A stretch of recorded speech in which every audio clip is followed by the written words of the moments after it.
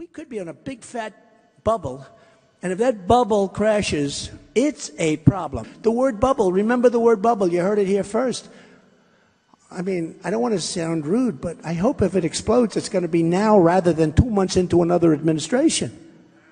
Because honestly, you got yourself problems. The word bubble, remember the word bubble, you heard it here first. Love him or hate him, there's one thing nobody can deny. Donald Trump knows a lot about the U.S. economy. He's part of the 1% running this country and has built a multi-billion-dollar fortune. So, is the Republican frontrunner full of hot air again? Or is this a slip of the tongue from somebody who knows more than he's willing to share with the rest of us? The answer to this question will shock even hardcore liberals. My name is Charles Hayek, and I'm a retired economics professor. Most of my life, I've studied macroeconomics and the cycles of boom and bust in the global economy. What I can promise you right now is if you give me just 10 minutes of your time, you will understand more about our economy than many Harvard graduates. In my research, I have uncovered a strange pattern that has been going on for the past 20 years. A bizarre economic cycle intimately linked to every U.S. election since then. Right now, I will show you the hard facts that led me to this conclusion in plain and simple English, so that by the end of this video, you can make your own choice and be better prepared for what's to come. But to understand how this bizarre pattern works, we need to take a short look back at 1999. When the ball drops on the year 2000, it will be a momentous event for the world and for the U.S. economy, which is closing in on its longest expansion ever. The decade has been marked by strong growth, the lowest unemployment in a generation, and yet remarkably little inflation. It seemed like a totally different America than the one we are living in today. The stock market was booming thanks to the internet companies, affectionately called the dot-coms. For many Americans, investing in the internet companies seemed like the quickest way to become rich. More and more people put their savings into the stock market, driving it higher and higher. They gambled their money on the hope that they could sell those stocks for 2 to 3 times their value. And everybody was praising the Clinton administration for creating the biggest economic growth in U.S. history. For a time, it worked. To many, it seemed like the party would never end. Even the chairman of the Federal Reserve, Alan Greenspan, said, "Technology is creating a new economy, one where the old rules no longer applied." The Fed was so confident that in February 2000, it began raising the interest rates to their highest level since 1995. At the same time, bad economic data started to come in. The previous holiday season that was supposed to bring big profits to internet-based companies was a major disappointment. And it was not just online shopping. Ordinary Americans bought less, and consumption was dropping. While the nation was preparing for the next election, the house of cards built around the stock market started to collapse. On the 12th of April, 2000, the NASDAQ dropped by 386 points. It was the largest drop ever recorded, and by the end of the next week, Wall Street had lost almost a quarter of its value. The long economic boom of the late 90s became a gigantic bust. Bush was entering office at a time when the NASDAQ had lost 60% of its value, erasing $7 trillion of American wealth. Clinton's economy grew on the back of the dot-com bubble, and now everybody was looking to Bush to get the economy going again. But before going any further, let's take a short step back and see what we can learn from this. An economic bubble grows around an asset that becomes very attractive to investors. In the 90s, this asset was the internet company stock. Greed attracts more and more people who gamble their money, hoping that prices will go up and they will sell for a profit later. When people are blinded by the bubble, they think that growth will never end. This delusion is fueled by the media, economic experts, and even the Fed. At this point, something very interesting happened. As the economy showed signs of slowing down, the Fed raised the interest rate. And, curiously, some months before the next U.S. election, the bubble bursts, creating massive economic pain. We now have a theory that we can put to the test. A bubble emerges and grows on low interest rates. Investors and speculators are down in, as the experts say. Everything is fine and growth will continue. The Fed raises interest rates in a time where the economy begins to slow down. And that specific time is right before the next presidential election. The bubble bursts, and the next president has to deal with the aftermath. If this sounds crazy to you right now, let's put the theory to the test. I do believe in the American dream. I believe there is such a thing as the American dream. Owning a home is a part of that dream. It just is. Right here in America, if you own your own home, you're realizing the American dream. The asset this time was houses. The Federal Reserve had cut interest rates from 6% in 2001 to 1% in 2003. Rock-bottom interest rates created a huge demand for mortgages, as they were cheaper to pay off. Everybody wanted a house, and that pushed prices up. You could get rich just by becoming a homeowner, as the price kept going up. Soon, even people who could not afford to make a down payment or could not provide proof of a steady income and collateral were given loans to purchase new homes. If these people defaulted on their payments, the bankers didn't care. They would be left with a house, an asset that was rising in price. These no down payment, no collateral mortgage loans, called subprime mortgages, were given to millions of low-income families. One of the barriers to home ownership is the inability to make a down payment. And if one of the goals is to increase home ownership, it makes sense to help people pay that down payment. Now, the bankers had a brilliant idea. Bundle up the normal mortgages with the subprime ones and sell them to other banks, pension funds, hedge funds, and sovereign funds. Mortgage payments generated huge profits, and demand was high for this new type of speculative contract, now called collateralized debt obligations, or CDOs. This created the housing bubble. Ben, there's been a lot of talk about a housing bubble, particularly, from the Fed, from all sorts of different places. Can you give us your view as to whether or not there is a housing bubble out there?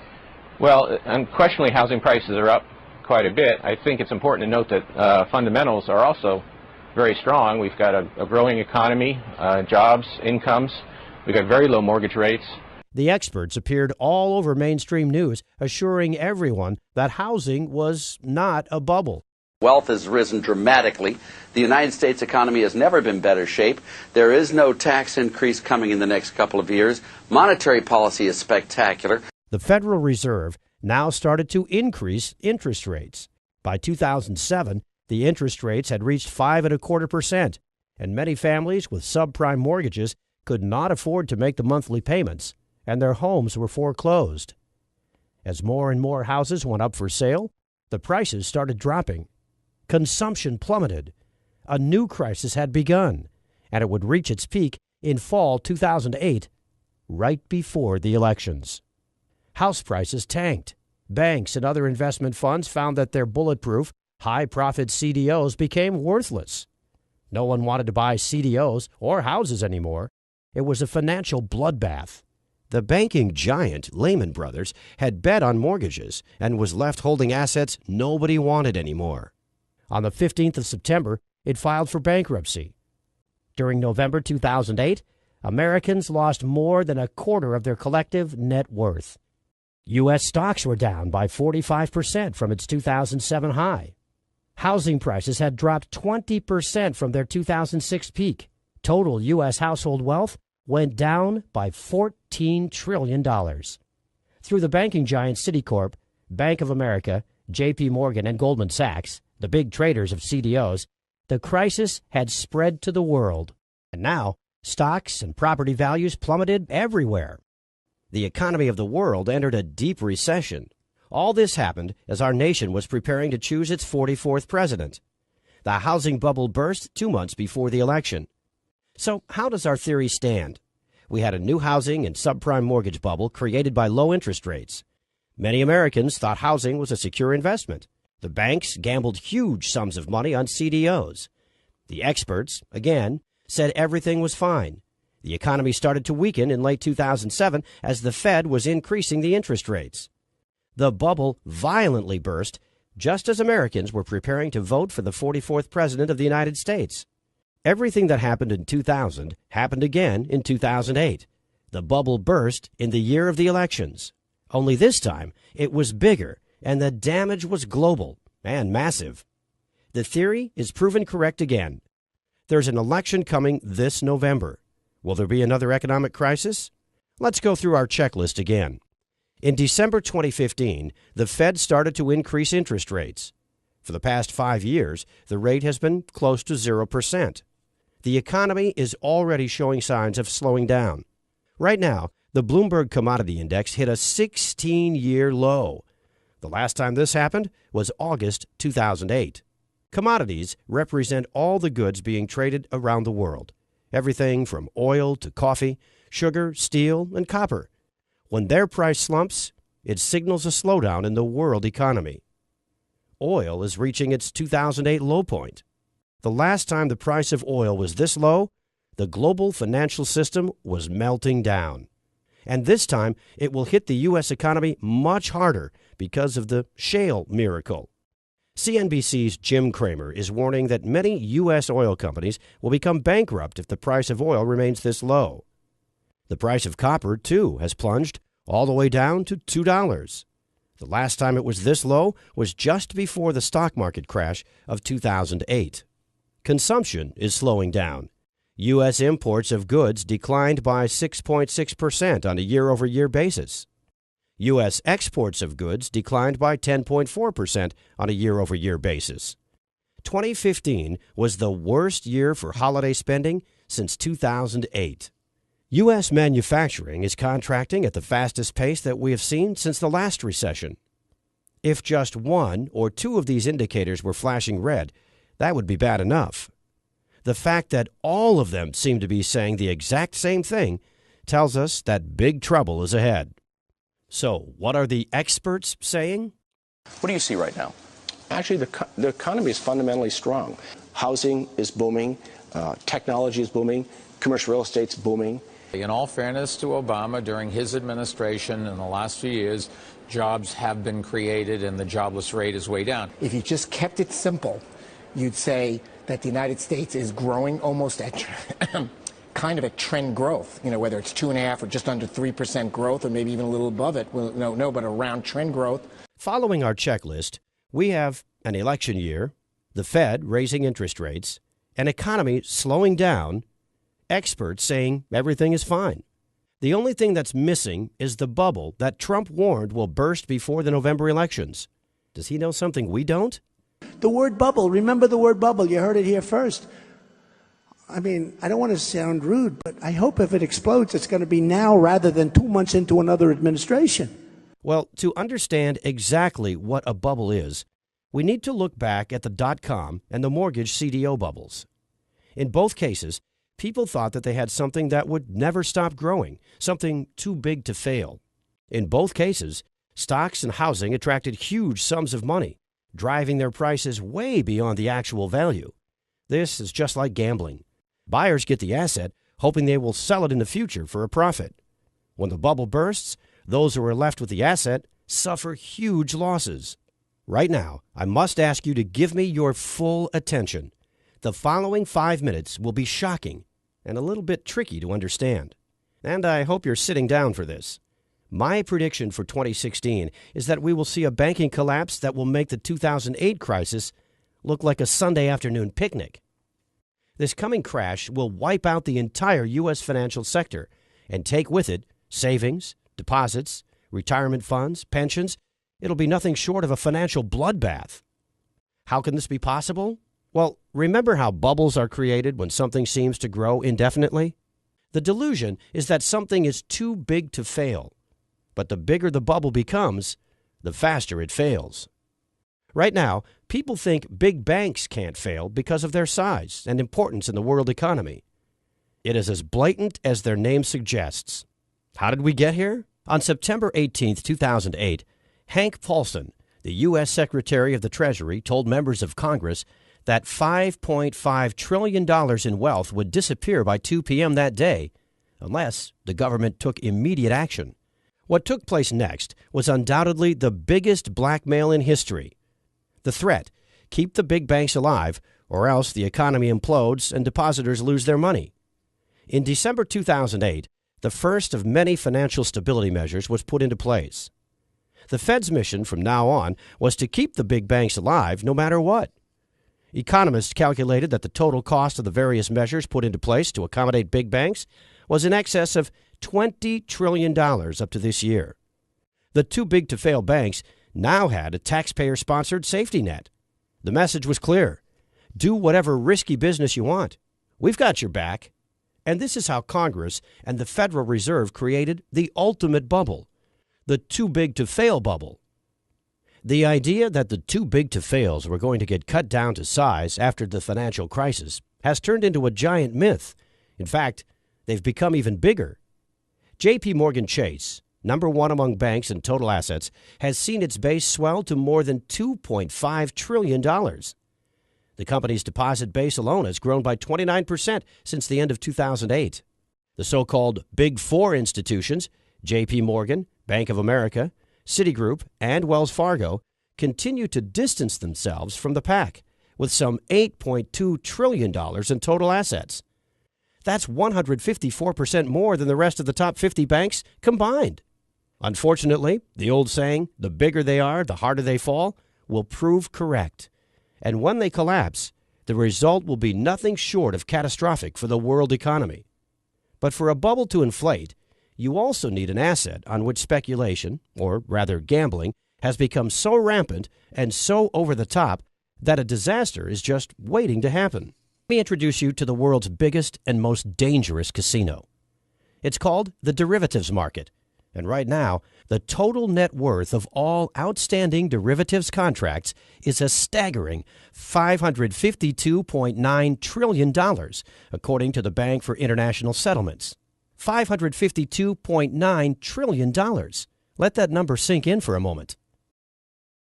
Total U.S. debt right now stands close to $19 trillion, and most Americans find that shocking. But very few have any idea of how big this financial market is.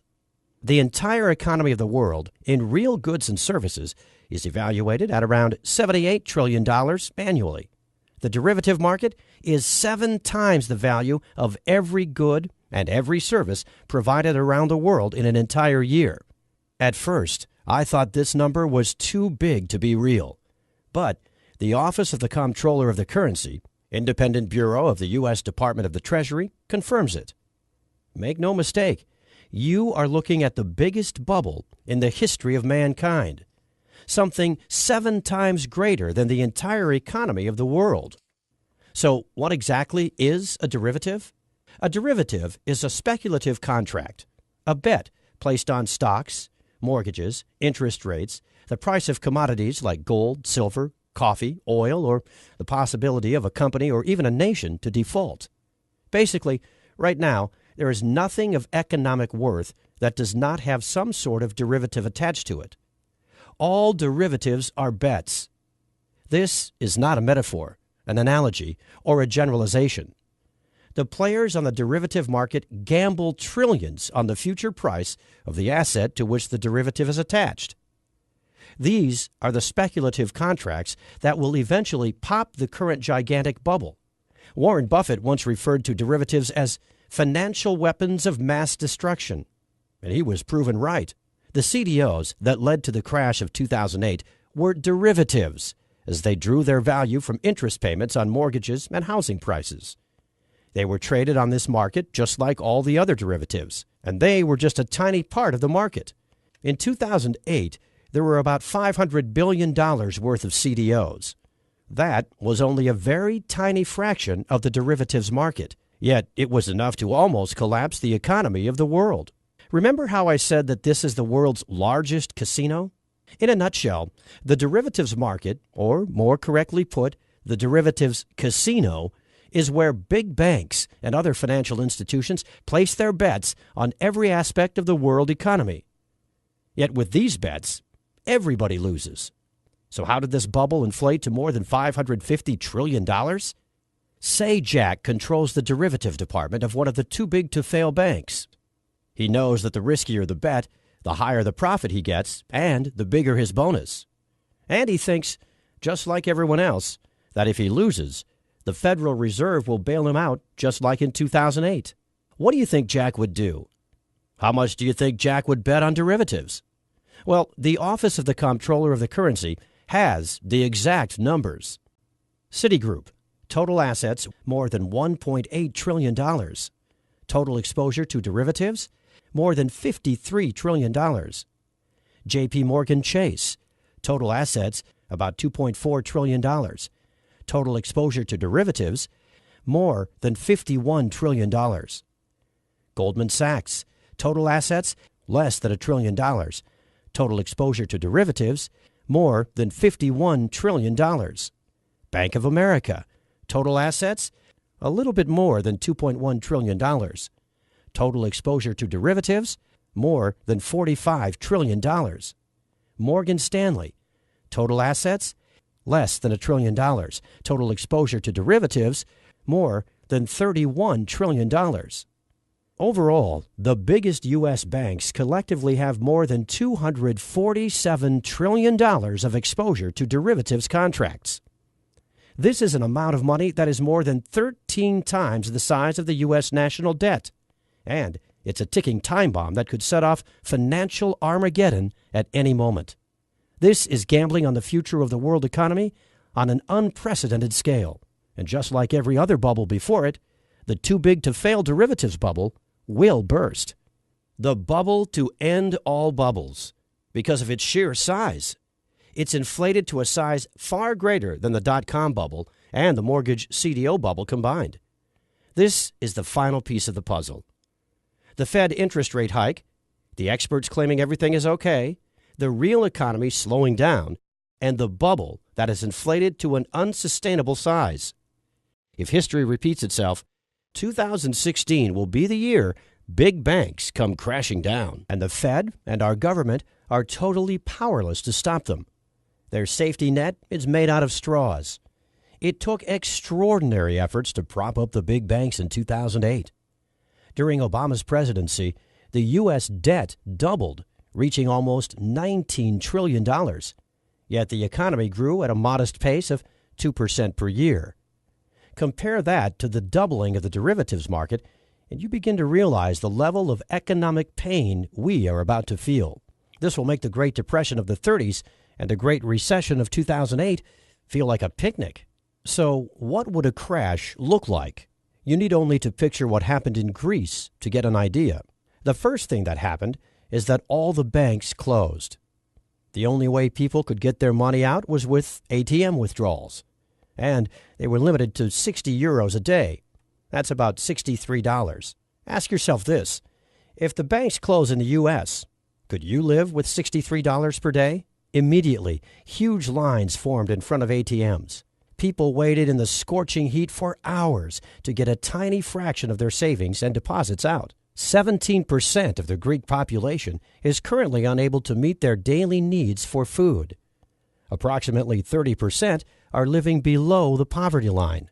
The official unemployment rate is 27%, 52% of under 25s. In Athens, Greece's capital, one of these is 53-year-old Athenian Vasilis Dimopoulos, who used to earn up to 3,000 euros per month until his employer folded in 2008. I sold my home in 2007, though the small profit I made is now gone. I was on the streets for 6 months, he said.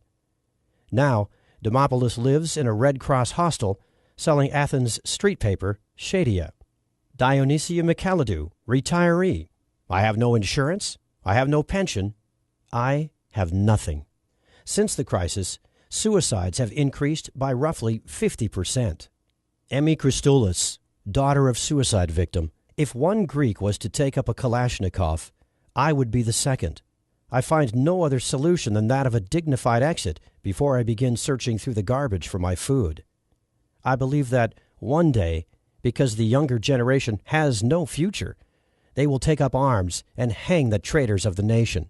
Keep in mind that Greece received bailouts in 2015, and yet this is the situation there. Who will be able to bail out the world's largest economy? No one. The crisis brought by the collapse of the too-big-to-fail banks will be global, and it will dwarf anything the world has ever seen. Personally, I expect that everything that happened in Greece will happen in the U.S., but on a much greater scale, and the impacts will be far worse. I have studied economics for the past 35 years. I have seen it go through good times, and I have studied the bad ones. I went through the numbers over and over again, thinking this is not real, thinking I had made a mistake somewhere. But many other economic experts say the same thing. The same experts who warned us about the crisis coming in 2008 are all sounding the alarm bells. Peter Schiff, Gerald Celente, Mark Faber, and many others are predicting a disaster for 2016. To be completely honest with you, I'm afraid for my future and the future of my family. I knew I had to do something to prepare for the worst economic crisis in our lifetime. But where to start and what to do? While doing my research for this presentation, I discovered what Americans did during the last 3 financial meltdowns, which strategies worked, and which condemned hundreds of thousands to poverty. If this presentation made any sense to you, if you have begun to understand the economic gun that's pointed at the head of every U.S. citizen, then you need to take the following information very seriously. The first aim of this project was to warn people, just like you, of the imminent danger looming over our country. The second aim of this project is sharing my research on the last 3 financial meltdowns with as many people as possible.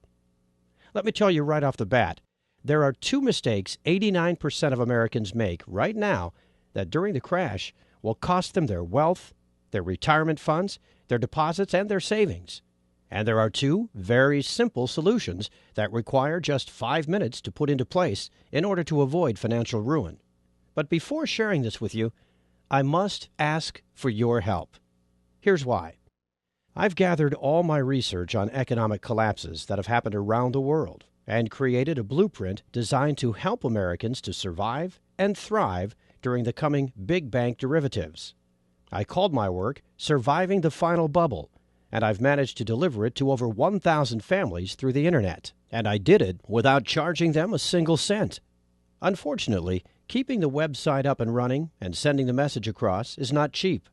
I dedicated $10,000 of our savings to do this, and it was all gone by January 3rd. The only reason you are seeing this presentation right now is because I started to give away Surviving the Final Bubble at a cost. I crunched the numbers, and in order to keep this website alive, we need to get back $37 for every copy delivered. It is only through the contributions of other like-minded, responsible Americans that you are seeing this presentation right now. Over 3,000 people have read the book, discovered the vital information on wealth protection and crisis survival, and contributed to our project. Here's a short summary of what you will discover inside.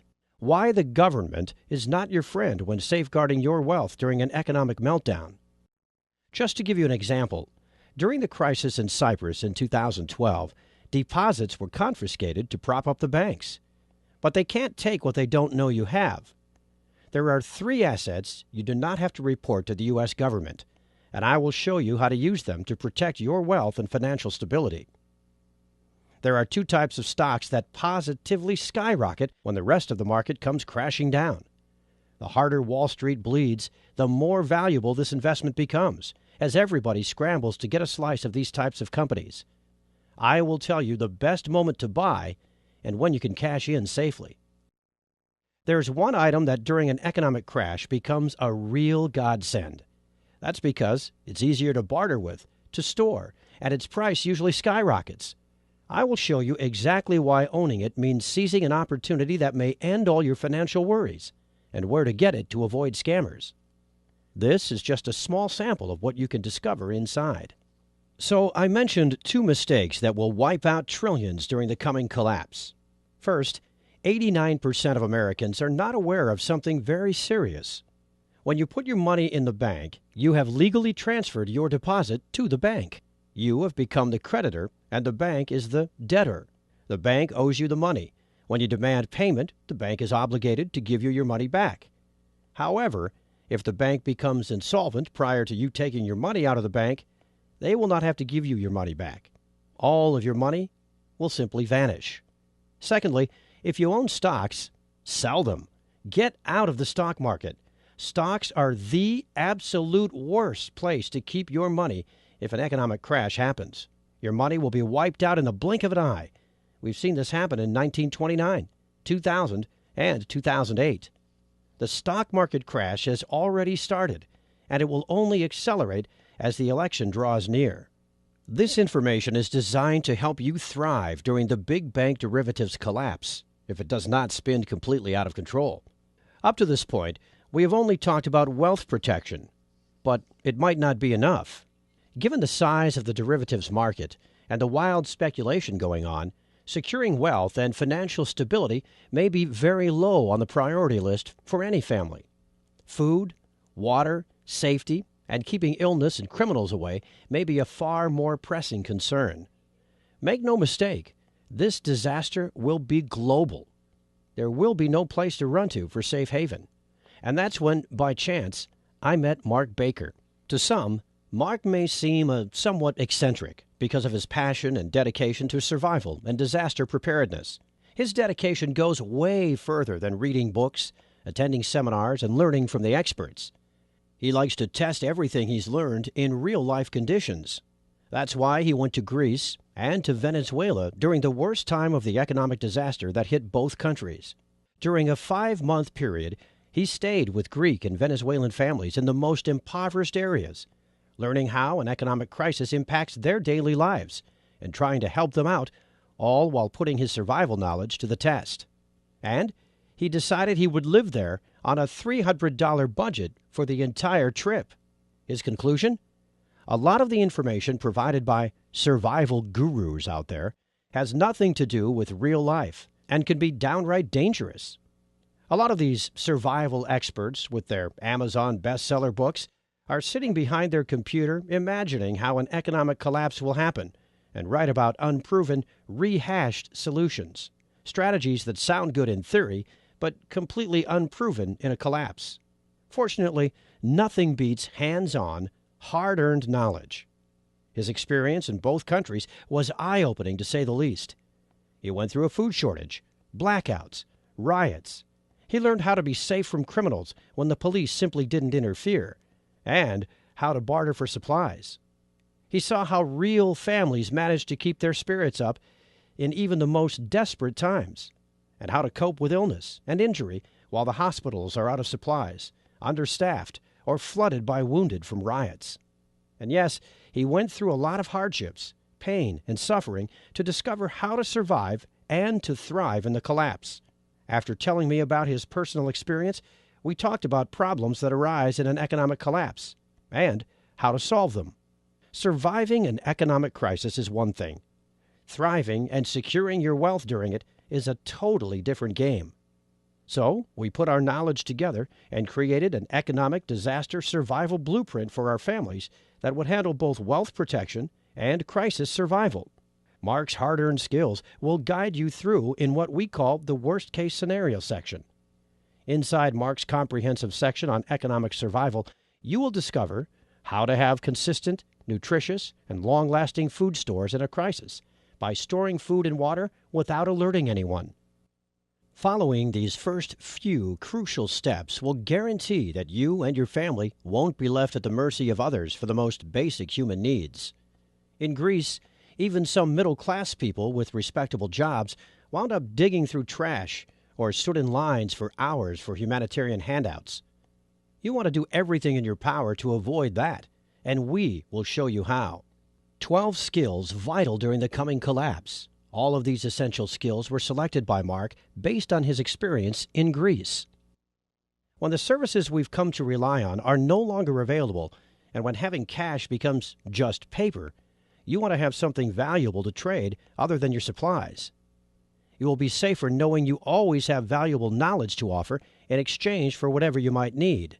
Unfortunately, because of their stature and frailness, children and senior citizens are the weakest links in disastrous situations like these. But that doesn't have to be the case anymore, because we will show you a couple of essential tips to ensure their safety and well-being at all times. You will discover the secrets on how to build strong links within the community and how to become its leader. There's always safety and conform in numbers, and you will find out how to build a cohesive group and how to manage dangerous situations. This is just a brief glimpse on our comprehensive guide to surviving and thriving during the coming financial meltdown. Here's my promise to you. Should this worst-case scenario happen, if you follow the information inside, you'll never have to beg, borrow, or steal just to feed your family or clothe your children, or to not have to live in unsanitary conditions during any crisis. But that's not all you're getting when you choose to contribute to our project, because you will also receive 2 bonuses that complement surviving the final bubble in every way. The first one is called Survival Mindset. During a crisis, many have lost their lives because they succumbed to emotional stress first. This guide is dedicated to showing you all the secrets to overcoming the powerful emotions that can overcome even the most seasoned survivalist during a disaster. In Chapter 1, you will discover the simple blueprint to coping with the emotional stress that can ruin even the most carefully put together survival plan. You will learn the simple remedies for the most crippling emotional states: isolation, anxiety and hopelessness, and many others. This knowledge will keep you and every member of your group confident, disciplined, and steadfast, and will maximize your chances of survival. How to keep morale up and how to maintain a positive attitude. Using this information, you will easily become a true leader of the community. The second focuses on hygiene and sanitary conditions during the shortages that come with any disaster. Secrets to Sanitization After SHTF is designed to show you how to be safe from disease by using survival techniques to dispose of potentially harmful waste and garbage, how to efficiently use limited hygiene supplies to maximize their effectiveness. You will also discover how to prioritize hygiene needs during a disaster. Valuable resources must always be kept for high-priority sanitization needs and not squandered on petty ones.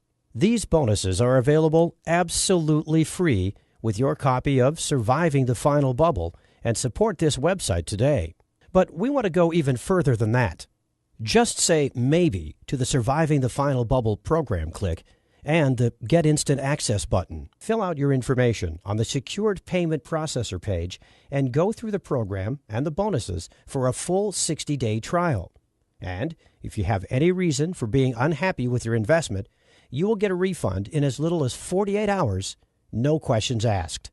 It's as simple as that, and you risk nothing. It will be hard to find a better proposition than this. Frankly, the way things are going, I would be surprised if the first major shocks to the economic system don't happen by the end of your trial period. When the unthinkable happens, roles in society are reversed. Being able to read fancy spreadsheets might be useful today, but in a crashing society, it will put you at the bottom of the food chain. Adaptability, strength, and the knowledge you are about to receive are the only things that will get you and your family through. It's time for you to make a choice. It may be the most important one you will ever make. There are 3 possible paths ahead of you. Path 1, you don't do anything. You go on with your daily life and pray for a miracle, or that any of the data presented above is fake or misinterpreted. You can trust Obama, Janet Yellen, Ben Bernanke when they all say everything is fine. But that's exactly what all the talking heads on TV and all the politicians said back in 2008. But this time, you know it's different.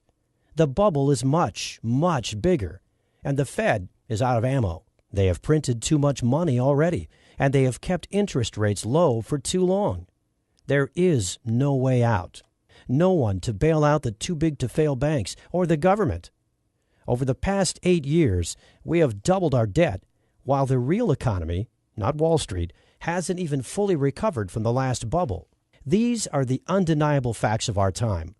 I strongly urge you not to remain passive. Remember the suffering of Greece. It will all come to America soon.